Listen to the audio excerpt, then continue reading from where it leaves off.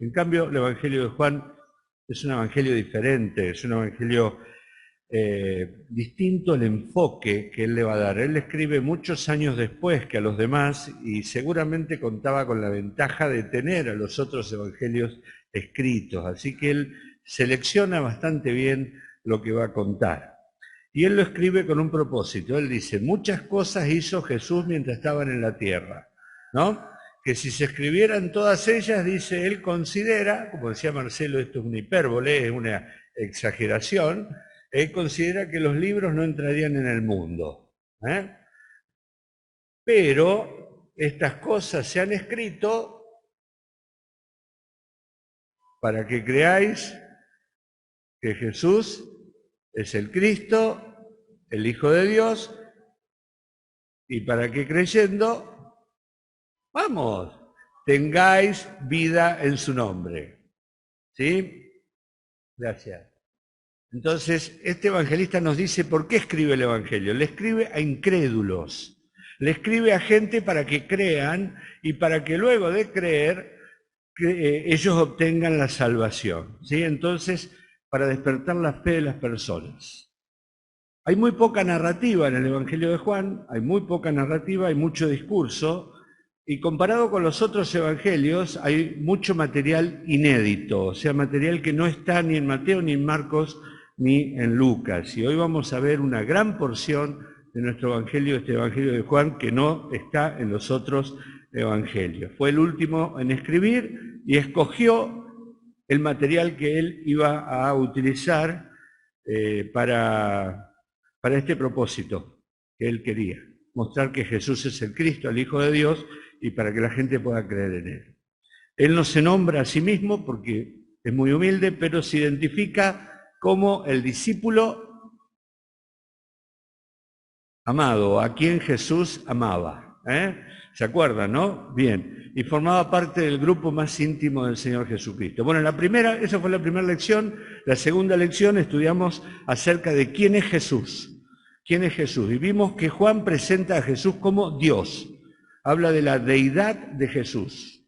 ¿Sí? Y allí nos dicen cuáles eran las características que Jesús mostró de la deidad, sus atributos y las declaraciones que él hizo acerca de sí mismo, acerca de que él era Dios, y los títulos que Juan le da. Pero también lo muestra a Jesús como hombre, ¿sí? Perfecto hombre, 100% hombre. Lo vemos allí sentado junto al pozo de Jacob, cansado del camino, con hambre, con sed.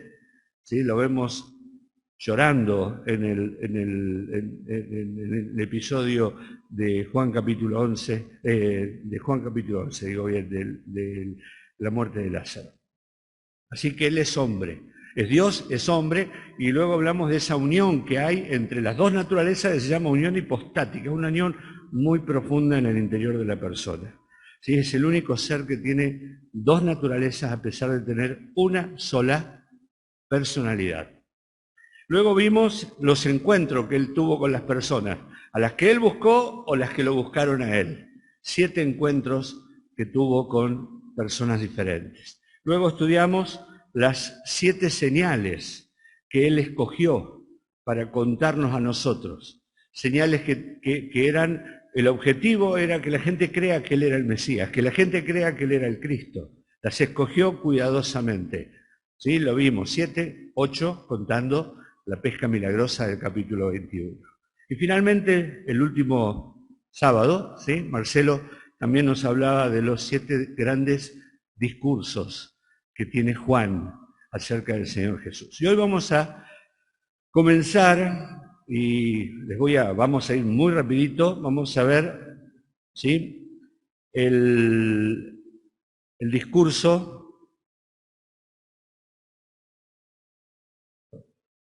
Me traspapeló una. Bien, vamos a ver los 7 mensajes del aposento alto. ¿Dónde era el aposento alto? ¿Qué era el aposento alto? El lugar donde él pasó, ¿qué cosa?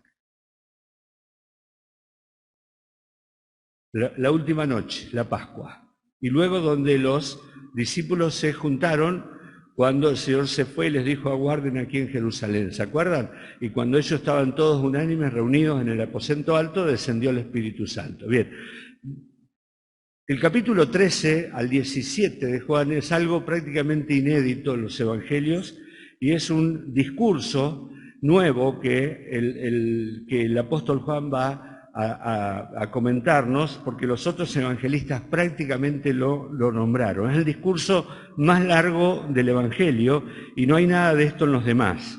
Y es como el legado que el Señor le va a dejar a su iglesia la noche que es entregado a morir. Es el último, seguramente Juan ha recordado mucho tiempo esto, él ya tiene 90 años, ha pasado mucho tiempo de esa noche, pero él recuerda perfectamente los acontecimientos que ocurrieron en esa oportunidad, ¿sí? O sea que los capítulos 1 al 12 hablan del ministerio del Señor Jesús hacia el pueblo de Israel, pueblo que termina rechazándole.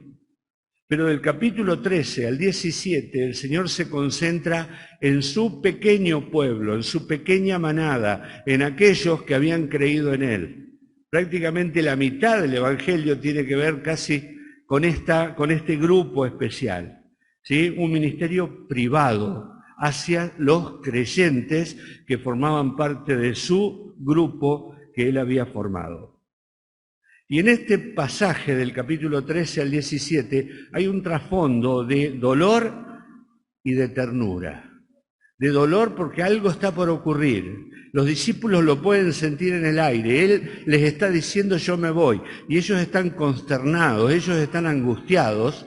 Y el Señor les habla con mucha ternura, con mucha paciencia, y les va a producir tranquilidad en el corazón, ¿sí? Así que terminó el ministerio público con Israel y ahora se dedica a su pueblo, a su pequeño pueblo, a su pequeña manada. Y vamos a comenzar entonces con los 7 episodios o los 7 mensajes que ocurren en el aposento alto. Así que yo les pido que abran la Biblia en Juan capítulo 13, espero que lo hayan leído en sus casas o que lo puedan volver a leer nuevamente, porque vamos a ir muy rápidamente considerando uno por uno estos 7 mensajes. El primer mensaje dice: ejemplo os he dado. Juan capítulo 13, del 1 al 20, narra el episodio de ingreso al aposento alto, cuando ellos entran al aposento alto. ¿Sí? Entonces el versículo 15 dice: porque ejemplo os he dado para que como yo os he hecho, vosotros también hagáis. Bien, en todo momento el Señor, lo veíamos en la semana pasada, lo veíamos acerca del servicio, lo veíamos en el campamento, en el retiro de la iglesia acerca del servicio. El Señor Jesucristo les va a dar un ejemplo de servicio, ¿sí? Y les va a decir en primer lugar cuál es el motor del servicio. El motor del servicio es el amor. Versículo 1 y 2. Fíjense algo que también escuchamos esta semana antes de la fiesta de la Pascua: sabiendo Jesús que su hora había llegado para que pasase de este mundo al Padre, como había amado a los suyos que estaban en el mundo, los amó hasta el fin. El motor del servicio es el amor hacia las personas, hacia aquel grupito pequeño. Recuerden que, como veíamos el domingo, Judas estaba todavía dentro de ese grupo, ¿sí? El Señor Jesucristo amó a todos. ¿Y cómo lo demostró? Lavando los pies de sus discípulos. El lavar los pies era una tarea de siervos. Ahora, cuando ellos llegaron, ellos venían discutiendo quién sería el mayor, no quién sería el siervo. ¿Sí? Cada uno de ellos entra al lugar y se ocupa su lugar en la mesa. Probablemente cada uno tendría su lugarcito, como hacemos habitualmente en nuestras casas, alrededor del Señor. Pero ninguno de ellos se fijó en que todos tenían los pies sucios. Y era una costumbre que cuando los judíos entraban a una habitación, un siervo lavaba los pies. Como el Señor se dio cuenta de eso, el Señor se ciñó y lavó los pies de los discípulos, ¿sí? Por supuesto, debería haber sido una tarea hecha por alguno de ellos, Y todos ellos se sintieron cohibidos. ¿Por qué? Porque no puede ser que el Señor esté haciendo esto. ¿Sí? Fue una muestra sorprendente del Señor de humildad y de amor hacia ellos, y a su vez una fuerte reprensión en silencio hacia la ambición de ellos. ¿Sí? Solo después de la muerte del Señor Jesucristo, Pedro iba a tomar esta lección de humildad y la iba a enseñar luego, ¿no? Ahora, ¿qué nos enseña esto? Que el requisito que se requiere para el servicio es la purificación. El servicio requiere ser santos, lo veíamos en el retiro, la santidad del siervo. Dios no quiere utilizar vasos sucios. Ahora, cada uno de ustedes están lavados, dijo el Señor. Están bañados. Solo hace falta lavarse los pies. ¿De qué habla eso? De la salvación. La salvación no es necesaria volver a repetirse, pero sí el lavado de los pies. Porque cada uno de nosotros caminamos en un mundo contaminado, ¿sí? No perdemos la salvación, pero nuestros pies se ensucian. Y entonces la limpieza que el Señor está hablando, la que debemos realizarnos unos a otros, es esta limpieza diaria de volcarnos delante del Señor buscando que Él perdone nuestros pecados de todos los días, de que Él nos muestre, como decía David, tu camino, que Él examine mi corazón, que pruebe mis pensamientos, que vea si en mí hay algún camino de perversidad. Ese tipo de limpieza hay que hacerla todos los días. Y entonces, y debemos lavarnos los pies unos a otros. Entonces, Pedro dice, tú no me lavarás los pies jamás. No, vieron cómo era Pedro, ¿no? Ya aprendimos bastante de Pedro. Y el Señor le dijo, si yo no te lavo los pies no vas a tener parte conmigo. Bueno, entonces bañame. Él no quería perderse nada. Sin embargo, el Señor le dijo, no es necesario. La limpieza completa habla de la salvación. La limpieza de los pies habla de la santidad diaria. ¿Sí? Entonces, el significado de esto es que es una muestra de humildad del Señor, de amor del Señor y también de perdón. Y habla de que debemos perdonarnos unos a otros en nuestras ofensas diarias. Debemos pedir perdón a Dios por nuestros pecados, limpieza de los pies, pero también entre nosotros, mantener limpias nuestras relaciones. Eso es lo que nos está enseñando el Señor. Y así como yo lo he hecho, dijo el Señor, ustedes también lo tienen que hacer. Por lo tanto, la forma del servicio es imitando al Señor, ¿sí? Sirviendo a los demás, amando a los demás, con amor, con humildad y perdonando. Pero había alguien allí que no era creyente, a pesar, como veíamos el domingo, la predicación, ¿sí? Que estaba pero que no lo era, muy cerca pero muy lejos. Y ese era Judas, y sin embargo Judas estaba allí presente. Fue lavado los pies por el Señor, ¿sí? Pero él no era salvo. Alberto nos decía claramente que por venir a la iglesia no quiere decir que seamos salvos, por estar en una congregación, por tener incluso ministerios como tenía Judas, no quiere decir que seamos salvos. Él esperaba obtener riqueza, él esperaba tener poder, prestigio, él quería que el Señor Jesucristo fuera el rey, para él ser el tesorero del reino. Pero él era ladrón, él era avaro, y él estaba allí simplemente por una necesidad de reconocimiento. Pero finalmente el Señor reconoce el servicio de los demás, dice, serán embajadores, como embajadores, ¿sí? Dice, el siervo no es mayor que su Señor, ni el enviado es mayor que el que le envió. ¿Sí? Desde ahora, todo lo que suceda, cuando suceda, creáis que yo soy.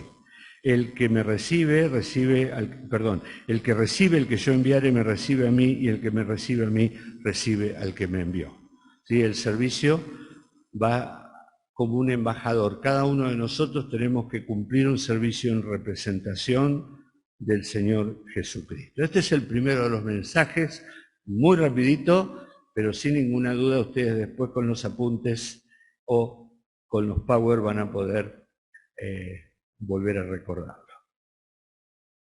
El segundo mensaje es el de amaos los unos a los otros. Juan capítulo 13 también, del versículo 21 al versículo 38, perdón. ¿Sí? Amaos los unos a los otros. Hay algunas cosas que nos identifican a los seguidores de Cristo. A veces vemos un grupo de determinada gente que va con saco y corbata y las mujeres con el pelo recogido y pollera. Bueno, esto es de determinado grupo, ¿no? Entonces decimos, ahí van estos, ahí van los otros. Hay señales que nos identifican, a veces collares, cruces, distintas cosas que pueden llegar a identificar a una persona como un seguidor de Cristo. Pero hay algo que tiene que identificarnos y es nuestro comportamiento. Hay algo que todos deben ver y que es nuestro comportamiento. Frutos que se vean. Y en Gálatas capítulo 5, versos 22 y 23, recordamos todos el fruto del Espíritu, ¿no? ¿Y cuál es el primer fruto de ese fruto compuesto, ese fruto complejo que tiene 5 grandes frutas en el racimo? ¿Cuál es? El amor. Entonces el Señor va a hablar del amor, pero también en Efesios 5:9 y en Colosenses capítulo 3 se detalla este fruto, que es básico, ¿sí? En todos los creyentes, porque los creyentes son los que aman a Dios y aman a las personas de una manera diferente al amor del mundo. En primer lugar, el Señor Jesucristo va a conmoverse en espíritu. Fíjense el verso 21. Habiendo dicho esto, Jesús se conmovió en espíritu. Este conmover en espíritu es algo entrañable, algo que tiene que ver en la entraña del interior del Señor Jesucristo. ¿Sí? Está profundamente atribulado. Se conmueve en espíritu por alguien. ¿Por quién? Por lo que iba a ocurrir con Judas. Se conmueve en espíritu por lo que iba profundamente conmovido. ¿Sí?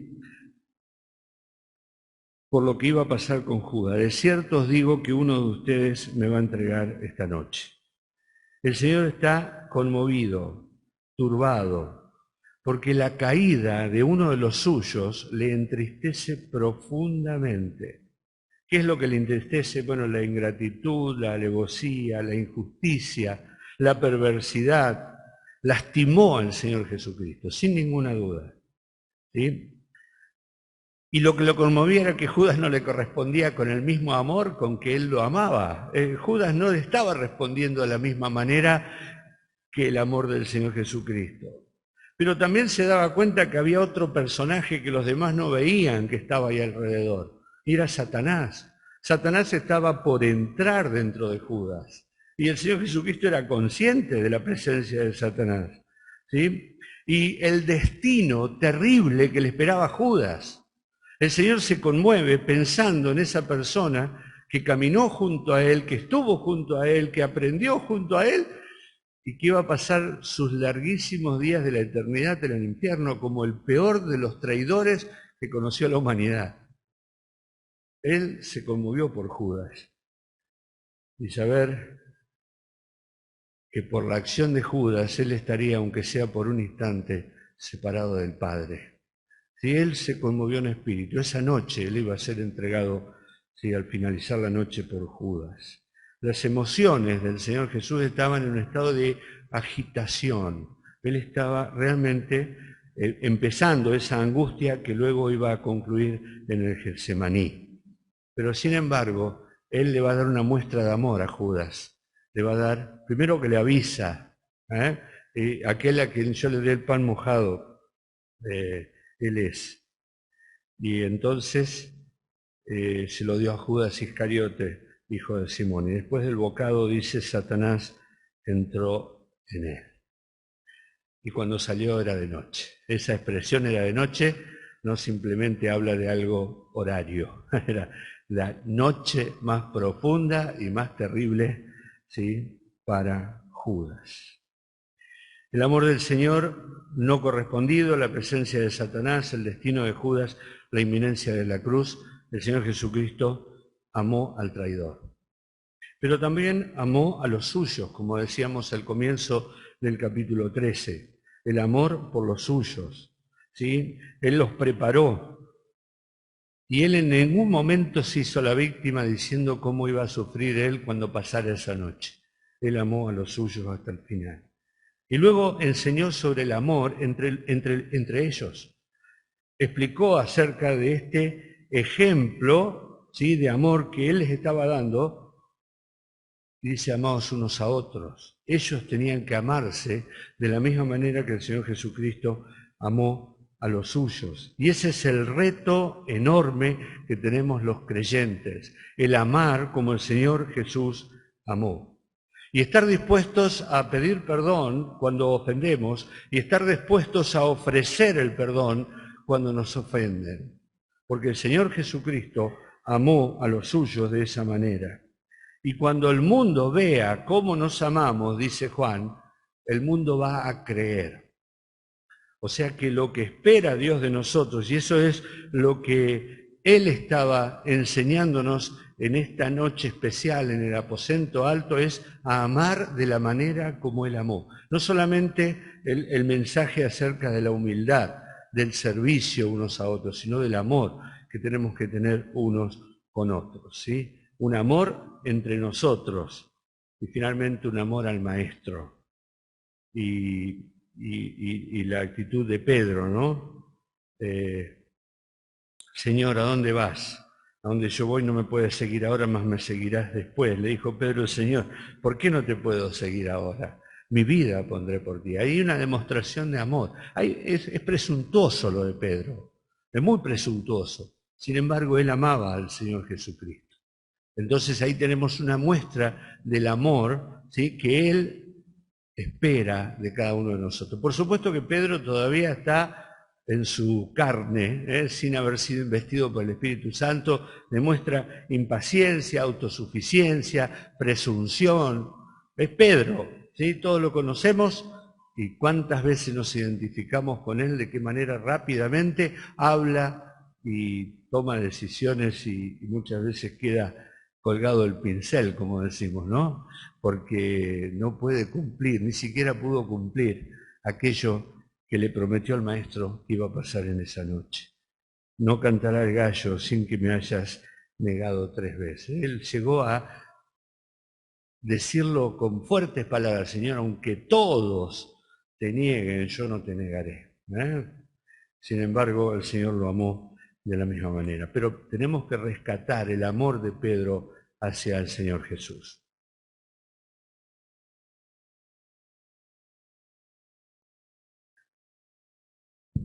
Seguimos con el tercero.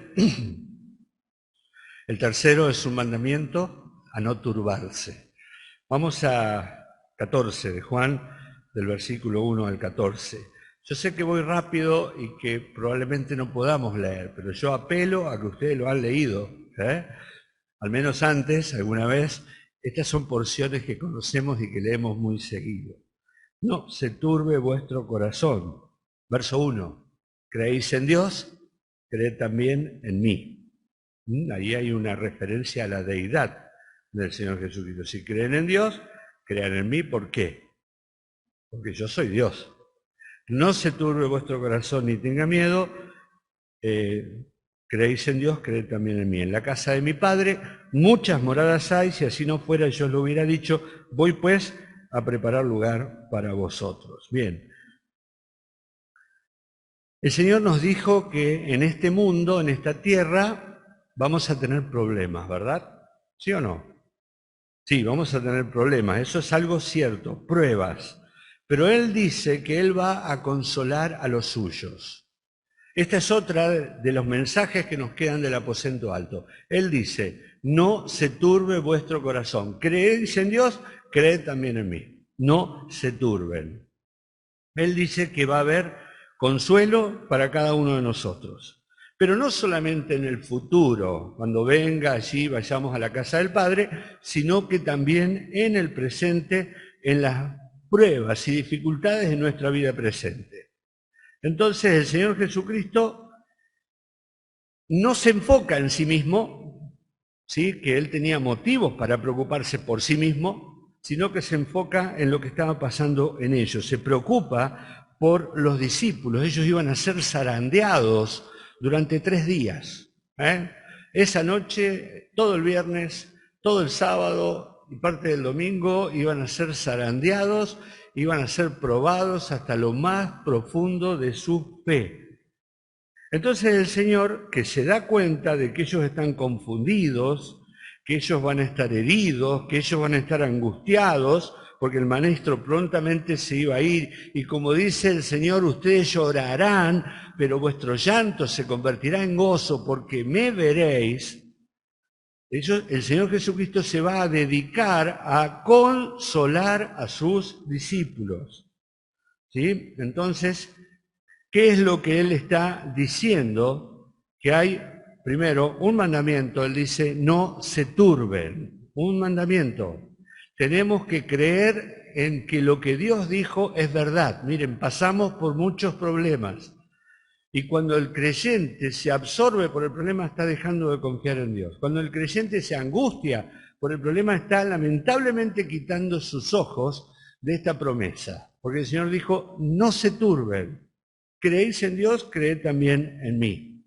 Y les habla de una morada que hay en los cielos, que es la casa del Padre. En la casa de mi Padre, dice, hay muchas moradas, y yo voy a preparar un lugar para ustedes, una morada especial, preparada en forma individual por el Señor Jesucristo para cada uno de nosotros. ¿Sí? Ellos estaban inquietos porque sentían que el Señor mismo estaba, en cierta manera, angustiado. ¿Sí? Ellos les está diciendo al Señor, paren con la angustia, paren con la turbación, paren, paren. Pero el Señor no es que no los entendía, sí, el Señor entendía a los discípulos, entendía sus frustraciones, entendía su confusión, pero ellos les está pidiendo que crean en Él, que crean en su deidad. Yo soy Dios, creen en Dios, crean también a mí. Entonces les dice, ¿esperan en Dios? Bueno, esperen en mí, pongan su esperanza y pongan su confianza en mí, les está diciendo el Señor Jesucristo. ¿Sí? Les habla de la casa del Padre y dice que el Señor mismo va a volver a buscarnos. El Señor mismo. Y si me fuere y os prepararé el lugar, vendré otra vez y os tomaré a mí mismo para que donde yo estoy, vosotros también estéis. Porque el Señor quiere estar con nosotros y quiere que nosotros estemos con Él. ¿Sí? Ya no habrá separación en algún momento cuando el Señor nos venga a buscar o cuando partamos a su presencia. Y hay un camino seguro, yo soy el camino, le dice Felipe el Señor. ¿Cómo es que nosotros, Tomás le dice el Señor, no nos muestra, si no sabemos dónde va, ¿cómo podemos saber el camino? Bueno, Tomás, soy yo el camino, ¿sí? El camino al Padre. Felipe no quedó conforme, le dice, bueno, pero yo quiero ver al Padre. Y el Señor se pone triste. Felipe le dice, tanto tiempo estuve contigo, con ustedes, y no se han dado cuenta que el Padre y yo uno somos. Quien me ha visto a mí, ha visto al Padre. El escritor de los Hebreos dice que el Señor Jesucristo es la imagen visible del Dios invisible. Él es la imagen. ¿Sí? También lo dice Pablo escribiendo a los Colosenses, porque en Él habita plenamente toda la plenitud de la deidad. A pesar de que ellos estuvieron tanto tiempo con el Señor Jesucristo, no se habían dado cuenta de la verdad sobre Él y la unión de Él con el Padre. Así que hay un camino y las afirmaciones de Cristo son seguras y luego las obras en sus seguidores también serán seguras. Les prometió que va a seguir supliendo las necesidades de ellos todos los días. ¿Sí? Y la oración sería el puente entre ellos y el Señor, entre nuestras necesidades y los recursos ilimitados, inagotables del Señor. ¿Qué es lo que necesitamos? Tenemos que orar y los recursos están allí. ¿Y qué prometió el Señor? Prometió que iba a estar junto a nosotros. No se turbe vuestro corazón. No hay ninguna situación por la cual ustedes deberían angustiarse de manera profunda. ¿Sí? Miren, qué bueno sería que pudiéramos aprender este mensaje, para aprenderlo realmente en nuestra vida. El cuarto mensaje, la paz os dejo. Seguimos con capítulo 14, del verso 15 al 31. La paz es un legado que el Señor Jesús le dejó a su iglesia. La paz es algo que Él nos regaló para esta vida, no para la siguiente, para esta vida. ¿Sí? Cuando el Señor Jesucristo dijo estas palabras, los discípulos tenían una gran necesidad de consuelo y aliento. Y el Señor Jesucristo dice en el versículo 27, la paz os dejo, mi paz os doy, yo no os la doy como el mundo la da, no se turbe vuestro corazón ni tenga miedo. O sea que sigue el tema del consuelo. Ahora, la paz es un recurso escaso en nuestro mundo. Vivimos en un tiempo de guerras. ¿Sí? Muchas veces la paz, la gente piensa que es paz porque hay ausencia de conflictos. Y no, la paz no es eso. La paz puede ocurrir aún en medio de los conflictos. ¿Sí? Es una paz que viene de Dios y es un regalo del Señor Jesús para su iglesia. Y esa noche el Señor Jesucristo le regaló a la iglesia su paz. Paz, dice, por el Consolador. Verso 15 al 26, él habla del Espíritu de verdad. Dice el verso 16, yo rogaré al Padre y os dará otro Consolador para que esté con vosotros. O sea, el Señor les dice, en primer lugar, que ellos no iban a estar solos. El Señor Jesucristo se iba. Ellos no querían que el Señor Jesucristo se fuera, pero el Señor les dice, ¿les conviene que yo me vaya? Ellos estarán diciendo, ¿cómo, Señor, me va a convenir? Quédate con nosotros para siempre. No, yo me tengo que ir porque va a venir otro Consolador. Y esta palabra otro es interesante porque no es la palabra en el original, en el griego, no es heteros. ¿Vieron? Heterosexual quiere decir que hay un sexo y otro sexo. Dos sexos distintos. Esta palabra no es esa la que se utiliza, es otro de la misma característica, otro Consolador igual que yo. Eso es lo que está diciendo el Señor Jesucristo. Es la palabra que expresa que el Espíritu Santo también es Dios. Porque la palabra Consolador es Paracletos, se utiliza aquí para el Espíritu Santo y en 1 Juan capítulo 2 se utiliza como abogado para hablar para el Señor Jesucristo. Él dice, yo me tengo que ir, pero va a venir otro que es igual que yo, que es el Espíritu de verdad, y Él dice, estará en vosotros, estará con vosotros y estará en vosotros. El otro Consolador. No alguien distinto, sino alguien igual, un paracleto, alguien llamado al lado para ayudar. Llamado al lado para ayudar. Es el Espíritu personal, que va a ser como la misma presencia de Cristo. Por eso Él puede decir, yo estaré con vosotros todos los días, porque es el Espíritu el que va a estar con ustedes todos los días. Y el Espíritu es Cristo. Cristo es el Espíritu. Son parte de la misma Trinidad divina. El Espíritu Santo, el Espíritu de verdad. Jesús le hizo una promesa muy profunda, yo estaré con ustedes. Pero el Señor está en el cielo, pero el Espíritu Santo está con nosotros. Es una promesa personal. Ellos conocerían que Cristo estaría en ellos cuando el poder del Espíritu Santo descendiera. Y entonces ellos podrían, como veíamos también en el devocional de Hechos, ellos podían ir caminando y sanar a un cojo a la entrada de la puerta en el nombre de Jesús de Nazaret.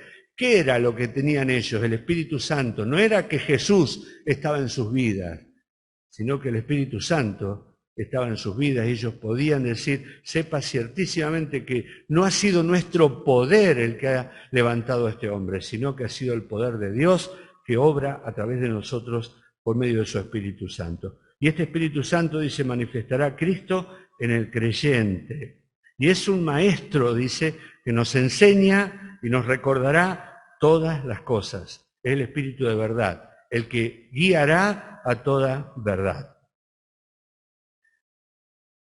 Pero también dice esta expresión que Jesucristo es la fuente de paz y de gozo. No solamente paz por el Consolador, sino paz por conocerle a Él. ¿Sí? Dice que se estimó que en los 5.000 años de humanidad últimos se han roto más de 8.000 tratados de paz y se han peleado más de 14.000 guerras y han muerto más de 4.000 millones de personas. Estos datos son viejos ya ahora, ¿no? Tenemos que sumar un poco más.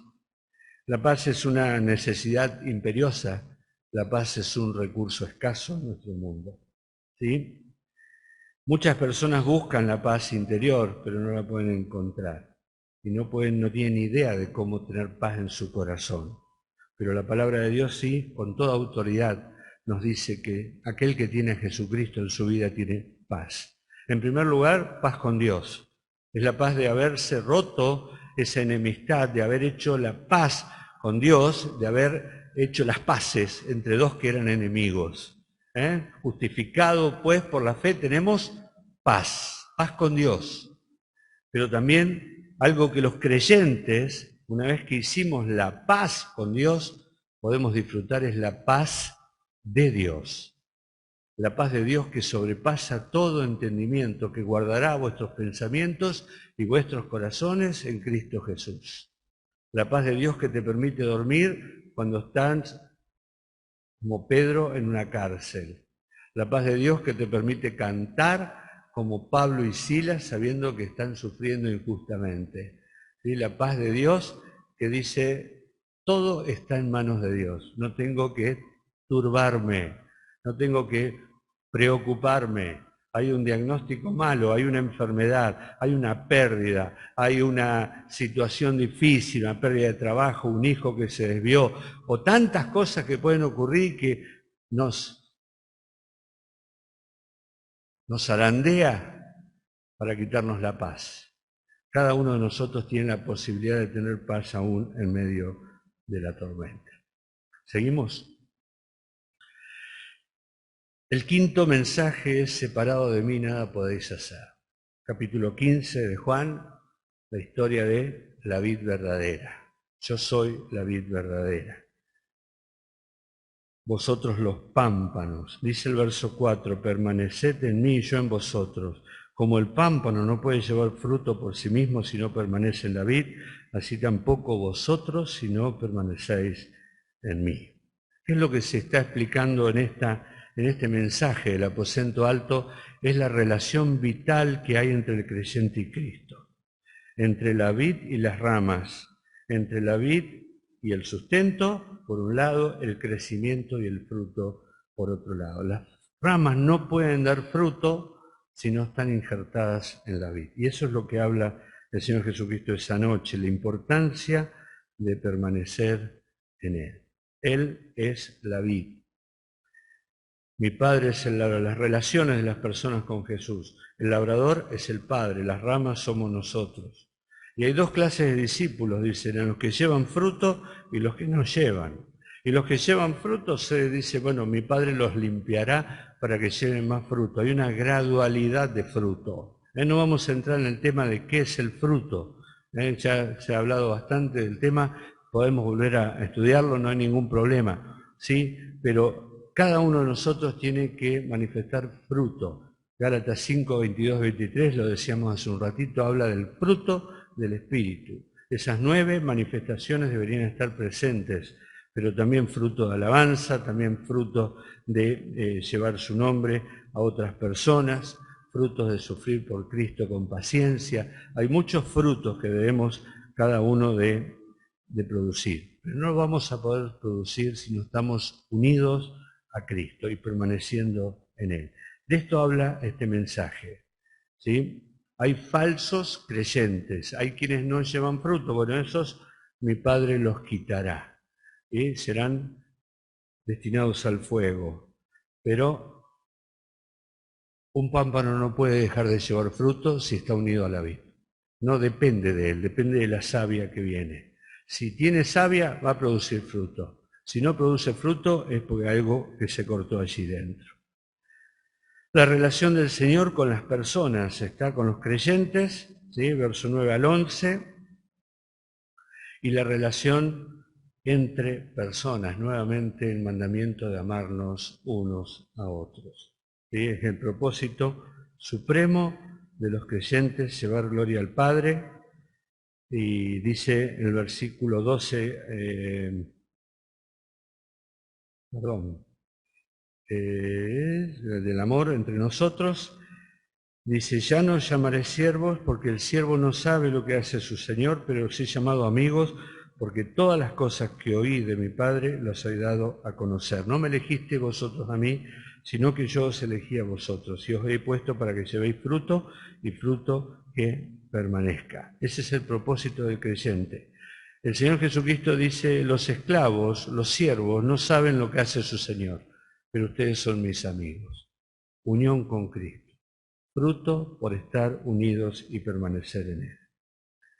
Seguimos con el sexto mensaje de la cruz.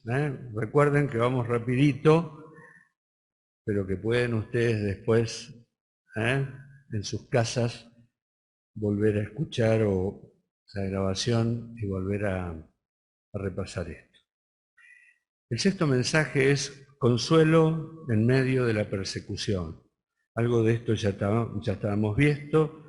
La Iglesia desde su nacimiento sufrió persecución. El texto está en Juan capítulo 15, 18 al 16, 33. Es uno de los más largos este mensaje. La Iglesia sufrió persecución siempre. Desde sus inicios, ya lo vamos a ver allí en Hechos capítulo 3, por los judíos. Los judíos fueron los primeros en perseguir a los cristianos, ¿sí? Los judíos. ¿Por qué? Porque consideraban a los cristianos como herejes, que habían abandonado la fe judía y que predicaban a un Dios falso. Entonces perseguían a los cristianos. Luego la persecución viene por los romanos. Y en primer lugar, ¿por qué viene por los romanos? Por culpa de los judíos. Porque los romanos no tenían ningún interés en llevarse mal con los judíos y que los judíos vayan al César a botonearlos, a acusarlos. ¿Sí? Entonces los romanos vieron que por un lado, era bien visto por el pueblo judío que se persiguiera a la iglesia. Por lo tanto, los romanos comenzaron a perseguir a la iglesia en primer lugar por eso. Pero luego, porque los romanos consideraban que el César era una deidad. ¿Sí? Entonces, para tener a todo el mundo romano, que era muy extenso el reino, unido, ¿sí? Ellos tenían que decir, tiene que haber una sola religión. Y entonces hay que adorar al César. Así que había cuestiones religiosas allí también, aparte de esto de que les convenía llevarse bien con los judíos. Pero también había otros motivos por los cuales los romanos lo perseguían. Y era que los cristianos ponían en evidencia su estilo de vida. Y los romanos eran realmente, se sentían amenazados por la enseñanza de los cristianos que vendían sus bienes y lo compartían con todos, que todos son iguales. Y ellos no consideraban que los ciudadanos romanos eran iguales a los esclavos, ¿sí? Que todos eran iguales ante Dios. Ellos sacrificaban a ídolos y hacían grandes fiestas de sacrificio a los ídolos, y los cristianos no participaban, y la pureza de la vida de los cristianos contrastaba con su vida disoluta, con su pecado. Por lo tanto, ellos comenzaron a perseguir sistemáticamente a los cristianos en el año 64 con Nerón, y persistieron hasta más del 300 después de Cristo, cuando Constantino recién ahí suspende la persecución. Pero luego sigue la persecución a la Iglesia. Y la Iglesia Católica Apostólica Romana también durante la Edad Media persiguió a los cristianos. ¿Sí? Durante mucho tiempo, como poder dominante en el mundo medieval y en el medioevo, ellos persiguieron a los cristianos y mataron a muchísimos cristianos. Irónicamente, los cristianos estaban siendo perseguidos por la Iglesia, ¿sí? Que decía ser cristiana. Y luego los regímenes comunistas, islámicos y todo lo que nosotros ya sabemos hoy, ¿sí?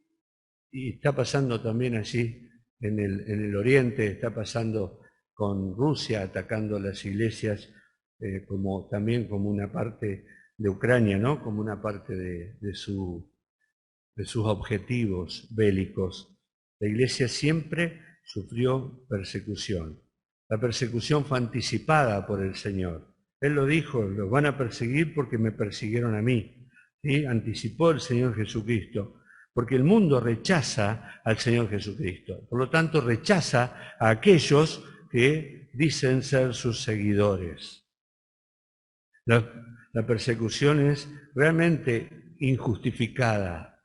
Mataban a personas inocentes, mataban a los mejores ciudadanos que tenía el Imperio Romano, los que guardaban todas las leyes, los que honraban al rey, los que honraban a las personas, los que respetaban a todos, los mataban por ser cristianos, pero realmente era injustificado lo que estaba pasando, porque eran personas que habían nacido de nuevo y que se identificaban con Cristo.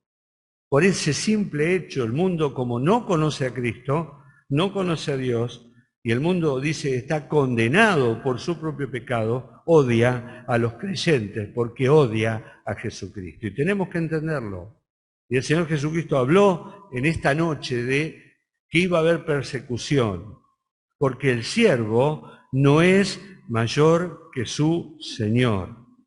¿Sí? El siervo no es mayor que su Señor. Verso 18, capítulo 15. Si el mundo os aborrece, sabed que a mí me ha aborrecido antes que a vosotros. Si fuereis del mundo, el mundo amaría lo suyo, pero ahora que no sois del mundo, antes yo os elegí del mundo, por eso el mundo os aborrece. Y la persecución va a traer culpa sobre los perseguidores, sin ninguna duda. Pero eso se lo dejamos para el Señor y para más adelante. Pero ¿qué es lo que le está prometiendo el Señor a su iglesia en el medio de la persecución? Versos 26 y 27. Cuando venga el Consolador, a quienes yo os enviaré del Padre, el Espíritu de verdad, el cual procede del Padre, Él dará testimonio de mí y vosotros daréis testimonio también porque habéis estado conmigo desde el principio. ¿Qué les está diciendo? El Espíritu Santo estará con ustedes y tendrán la capacidad, la fortaleza, el poder de dar testimonio de mí aun cuando el mundo los persiga. Si seréis expulsados de la sinagoga, verso 2, y aún viene la hora cuando cualquiera que os mate pensará que rinde servicio a Dios. Y harán esto porque no conocen el Padre ni a mí, mas le digo estas cosas para que cuando llegue la hora os acordéis de que yo ya se los había dicho. Van a ser expulsados de la sinagoga, asesinados, y los asesinos van a estar pensando que hacían un bien. ¿Se acuerdan de Saulo de Tarso? Yo fui perseguidor, dice. El Señor Jesucristo tuvo misericordia de mí. Yo soy el peor de los pecadores porque yo perseguí a la iglesia. Pero lo hice en ignorancia. Yo pensaba que estaba haciendo un servicio a Dios. ¿Cuántos habrán muerto por este motivo? ¿Cuántos habrán muerto en nombre de Dios? ¿Cuántas guerras se hicieron en nombre de Dios? ¿No? Pero aquí tenemos que el Señor Jesucristo dice, ¿sí? Va a venir todo esto, porque no me conocen a mí ni al Padre y los prepara. El versículo 4 al 6 los prepara, ¿sí? Les dice, estén preparados para esto, pero recuerden que no estarán solos. Y el versículo 7 en adelante les habla de la ayuda que van a tener. Nuevamente, ¿qué ayuda van a tener? El Espíritu Santo, del versículo 7 al 15, que ayuda a los creyentes, que condena y convence al mundo, que guía a los creyentes y que glorifica a Jesús. Y la seguridad dada por la resurrección y la ascensión del Señor Jesucristo entre el versículo 16 al 33. Este hecho deja perpleja a la gente, trae gozo al creyente, ¿sí? Revela todo sobre el Padre, demuestra que el Señor Jesucristo es Dios y da paz y seguridad. Verso 33, así termina este discurso. Estas cosas os he hablado para que en mí tengáis paz. En el mundo tendréis aflicción, pero confiad, yo he vencido al mundo. Y ahí termina este gran discurso del Señor. Pero falta uno más. Ya no es un discurso que el Señor Jesucristo le va a dar a los suyos, sino que el capítulo 17, ¿sí? El Señor Jesucristo ahora va a empezar una oración con el Padre. Este capítulo quizás sea uno de los más importantes de la Biblia. Quizás no haya otro capítulo como este. Es la oración entre el Hijo y el Padre. Una oración que nos introduce en la profundidad de la intimidad de la deidad. Sí, habla de la eternidad pasada, de la eternidad, habla de nosotros, habla de los creyentes, pero es el Hijo hablando con el Padre de una manera especial. Miren, el Señor Jesucristo era un hombre de oración. Oró muchas veces, está escrito en la Biblia, de tal manera que los discípulos un día le dijeron: Señor, enséñanos a orar, ¿no? Y allí tenemos, como escuchábamos a Tommy, ¿sí?, la oración modelo, no para repetirla, sino para aprender cómo el Señor nos enseñó a orar, ¿sí? Los discípulos estaban preocupados por su vida de oración viendo al Señor Jesucristo. Él oró en muchos lugares y en muchos momentos, aún desde la cruz. Padre, perdónalos porque no saben lo que hace. Estaba orando, estaba intercediendo. Y aún después de la resurrección, el Señor Jesucristo oró. Pero esta noche, esa última noche, esta oración registrada por Juan es la más profunda, la magnífica, con palabras claras, palabras sencillas, pero sumamente profundas y misteriosas. Nos sumergen en la profundidad de esa comunión intertrinitaria, dentro de la Trinidad, de la eternidad de Dios, entre el Padre y el Hijo. Y abarca toda la historia de la salvación, desde la elección pasada, Padre, los que me diste, ¿sí?, hasta la glorificación futura. Está hablando de la eternidad, cuando fuimos escogidos por Dios y el Padre se los regaló al Hijo, y la futura glorificación: Padre, aquellos que me has dado, quiero que compartan mi gloria. Así que esta oración es realmente una obra maestra que Juan nos regaló, que el Espíritu Santo nos regaló a los creyentes. Y cuando la leemos, realmente hay algo especial en ella. Somos como transportados al lugar santísimo. Entramos en la misma presencia de Dios.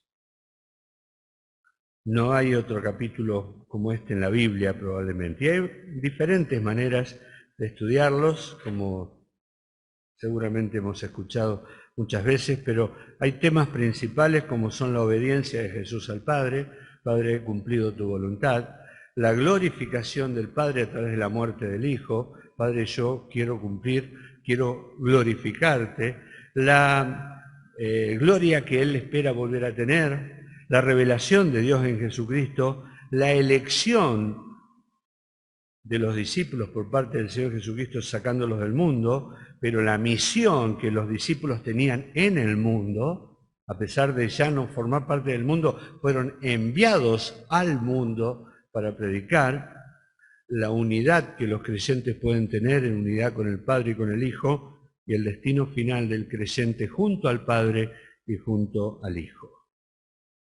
Vamos a dividir en tres formas o en tres partes esta oración. Del versículo 1 al 8, el Señor ora por sí mismo. Él ora por sí. Esta es la única vez que el Señor ora por Él mismo, así delante de sus discípulos. La segunda es que el Señor ora por los discípulos, del verso 9 al 19, por aquellos que estaban con Él en aquel lugar. Y del verso 20 al 26, ora por nosotros, los que estamos en Cipolletti hoy. Oran por aquellos que habrían de conocer a Jesús por la predicación de los discípulos, ¿sí? O sea, ora por sí mismo, por los 11 que estaban allí y por todos los que habrían de creer por la predicación de ellos.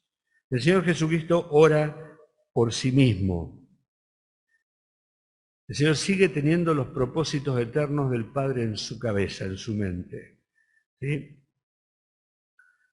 Él sabía que el Padre le había entregado un grupo que iba a ser su iglesia. Y sabía que estos también reflejarían su gloria y su imagen. Y sabía que su nombre estaba escrito en el libro de la vida y que estaban dispuestos a pagar un precio como Él. Por eso cuando Él está orando por sí mismo, dice: Padre, glorifica a tu Hijo. Ahora, Él no está pidiendo para volver a la gloria simplemente. Él está diciendo que lo que voy a hacer esta noche traiga gloria a tu nombre. Yo quiero glorificarte. Quiero que seas glorificado y que me concedieras la gloria de la resurrección, de la ascensión y de la glorificación al lado tuyo, tal como lo ha sido planeado desde la eternidad. Padre, quiero volver a la gloria habiendo cumplido mi misión. ¿Sí? Él eso hizo siempre cuando estuvo en la tierra, glorificar al Padre, y lo iba a hacer con su sacrificio en la cruz. Porque la cruz va a mostrar la gloria de Dios como ningún otro evento en la historia. Es la única petición que el Señor hace para sí. Señor, Padre, glorifícame al lado tuyo, ¿sí? Verso 5, con aquella gloria que tuvo contigo antes que el mundo fuese. Es la única petición que Él le hace. Luego, ora por sus discípulos. Y dice que sus discípulos le han sido confiados por el Padre y que le pertenecen a Él tanto como al Padre. ¿Sí? Tuyos eran, me los diste, y yo no he perdido ninguno, excepto uno que estaba destinado para eso, el hijo de perdición. ¿Sí? Y entonces Él pide por esos discípulos porque la gloria a Jesús le viene también a través de ellos. Ellos son su gloria. La iglesia es aquel que complementa, como dice Pablo en Efesios, a aquel que todo lo llena. El Señor Jesucristo se estaba yendo y estaba pidiendo por cada uno de nosotros y pide para que el Padre nos mantenga unidos, versos 11 y 12, y guardados, protegidos. Yo me voy, pero te pido por ellos. Verso 11 y versículo 12. Dice: yo ya no estoy en el mundo. Él ya se consideraba ido del mundo, mas estos están en el mundo. Y yo voy a ti, Padre Santo, a los que me has dado, guárdalos en tu nombre para que sean uno así como nosotros. Cuando yo estaba con ellos en el mundo, yo los guardaba en tu nombre.